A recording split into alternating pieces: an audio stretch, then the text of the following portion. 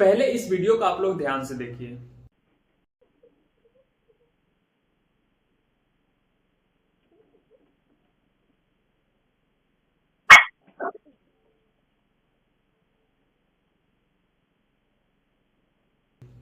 इस कंडीशन को हम लोग सीजोफ्रेनिया कहते हैं। सीजोफ्रेनिया एक बीमारी है जो पूरी दुनिया में लगभग 1% लोगों में ही पाया जाता है। यह दो तरीके से होता है, इन्वायरमेंटल और जेनेटिक्स।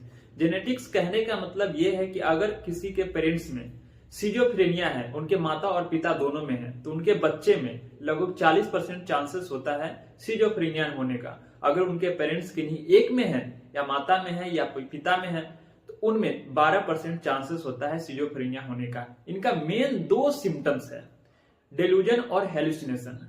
कहने का मतलब यह है कि आदमी के अपने विचार पर पूरा भरोसा होना और वो विचार गलत होना।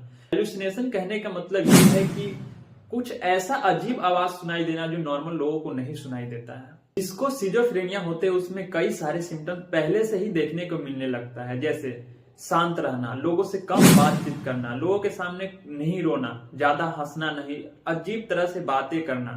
जब किसी भी तरह के मेजर स्ट्रेस होता है, जैसे फाइनेंशियल इशू हुआ, किसी का डेथ अचानक हो गया, उस समय ये बीमारी पूरी तरह से डेवलप हो जाती है, जिसमें ये सारी सिम्टम्स देखने को आपको मिलता है। तो पाया गया है कि जिसको सिजोफ्रेनिया होते हैं उनमें उनके जो ब्रेन होते हैं उसमें दो केमिकल का इनबैलेंस हो जाता है, उसका लेवल हाई हो जाता है। स्पेशली पाया गया है डोपामाइन और सीरोटोनिन।